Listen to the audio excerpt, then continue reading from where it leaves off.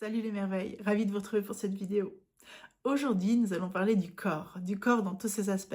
L'intelligence du corps, le sacré qu'est le corps, toutes les parties que vous n'avez pas conscience, qu'est-ce qui joue dans les apparences avec le corps, sa beauté justement aussi.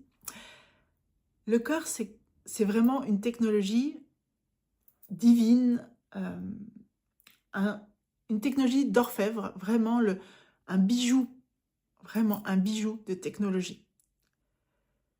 Le corps est la source de toutes les inventions qu'on a sur Terre. Et souvent, on le traite comme quelque chose qui est mortel, ce qui est la réalité. Le corps, à un moment, va cesser de fonctionner quand il sera usé. Mais si on regarde la réalité, si on entretient bien son corps, et entretenir son corps, ce n'est pas que faire du sport et manger sainement. Ça, c'est les croyances de notre société. Ça ne suffit pas. Aujourd'hui, on sait que pour vivre plus longtemps, l'alimentation est importante. Et comment on prend soin du corps physique, c'est important. Parce qu'effectivement, une machine qui a un écrou qui marche mal, ça va créer des problèmes à long terme. Mais on sait surtout que qu'est-ce qui fait qu'on vit le plus longtemps? C'est l'état d'esprit et la qualité de vie qu'on a dans notre quotidien avec le moins de stress possible. Et aujourd'hui, on en est la preuve. Si on vit plus longtemps, maintenant les centenaires, c'est plus des exceptions. Voilà. Alors, ce n'est pas encore une grande majorité de la population, mais c'est plus des exceptions. Et donc, c'est bien le fait que nous ayons une vie moins stressante qu'avant.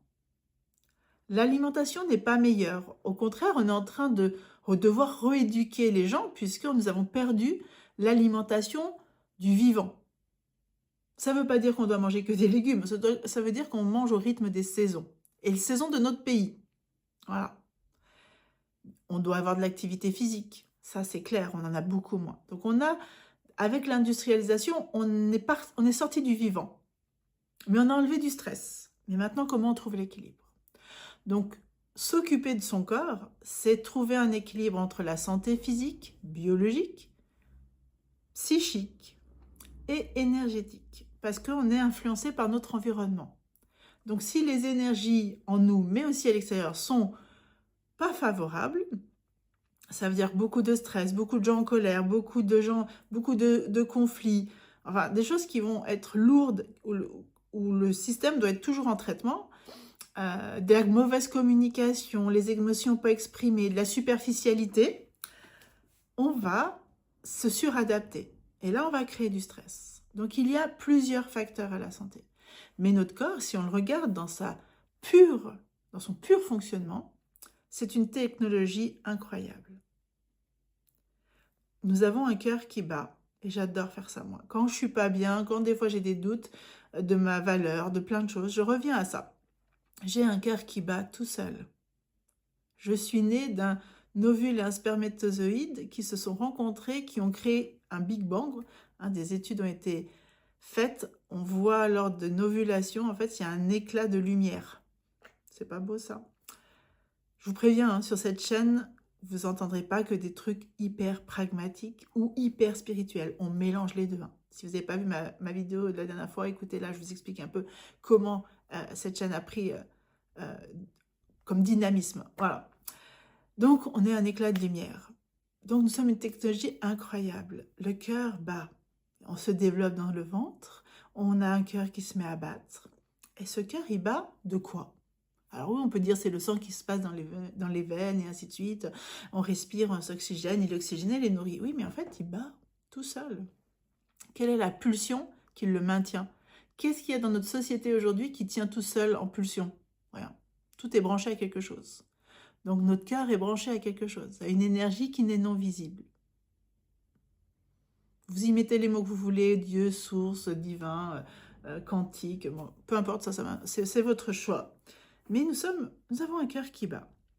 Ce cœur permet de respirer, permet de faire circuler le sang. Fait que nous respirons, que nous mangeons pour maintenir notre système. Donc nous avons notre gasoil, notre essence.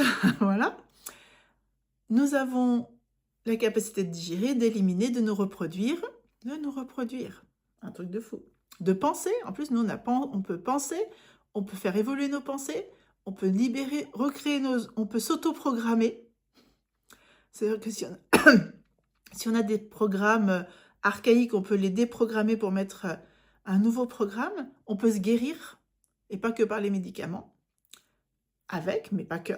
Aujourd'hui, on sait que la pensée peut avoir un impact sur le corps. Il y a des nombreuses études scientifiques, et ce que je vous dis, c'est pas perché, c'est pas ésotérique. Il y a des études faites sur ça. Il y a des études faites sur comment la pensée aide à rétablir. On sait qu'une personne qui est malade et qui va avoir une pensée positive, ou la façon dont on va lui annoncer sa maladie, va changer sa guérison.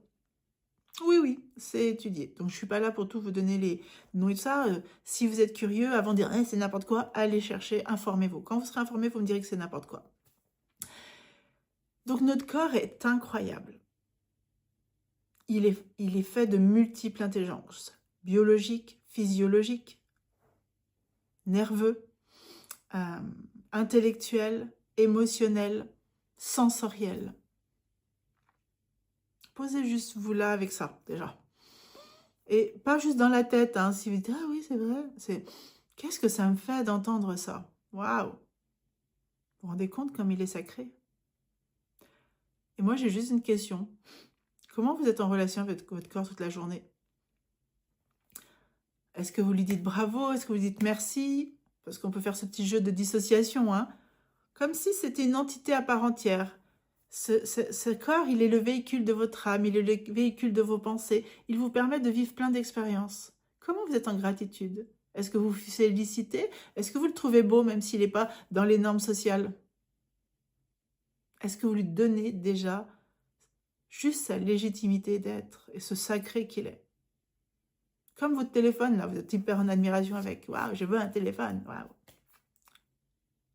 Et si vous êtes quelqu'un de très spirituel, est-ce que vous aussi, vous avez du sacré pour votre corps?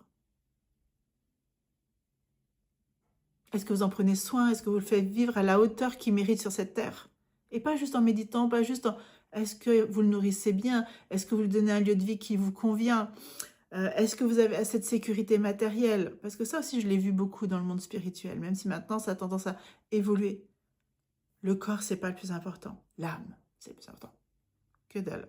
Les deux, nous sommes incarnés. Et notre terre, aujourd'hui, elle a besoin de gens conscients incarnés. Voilà.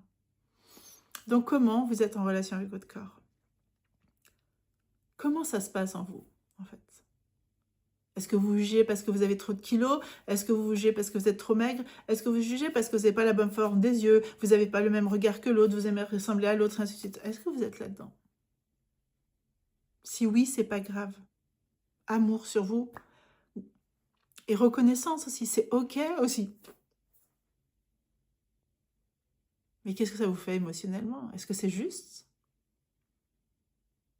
Est-ce que c'est juste de vous traiter aussi mal? Alors que peut-être vous combattez pour des gens qui traitent d'autres personnes mal. Mais vous, ah oui, si, je ne vous ferai pas de cadeau.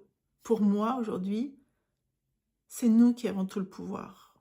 C'est nous qui avons toutes les richesses individuellement. Je crois à l'individualisation, pour la communauté. Nous, le chemin de notre époque, c'est s'individualiser, reprendre son pouvoir personnel, pas sur les autres, hein, vous voyez ce que ça donne, pour pouvoir contribuer à la hauteur de notre richesse naturelle. On peut tous tout avoir. Et la Terre est faite pour pouvoir nous offrir tant. Parce que quand on est bien avec soi, on n'a pas besoin d'avoir des milliards spécialement. On peut vivre avec beaucoup moins. Par contre, si on a des milliards, c'est très bien. Parce que du coup, on a plus de capacité à faire plein de choses dans ce monde et à contribuer et à transmettre notre vision. C'est pas la même chose. Avoir besoin de milliards pour se sentir exister ou avoir des milliards pour contribuer au monde. Vous voyez ce que je veux dire?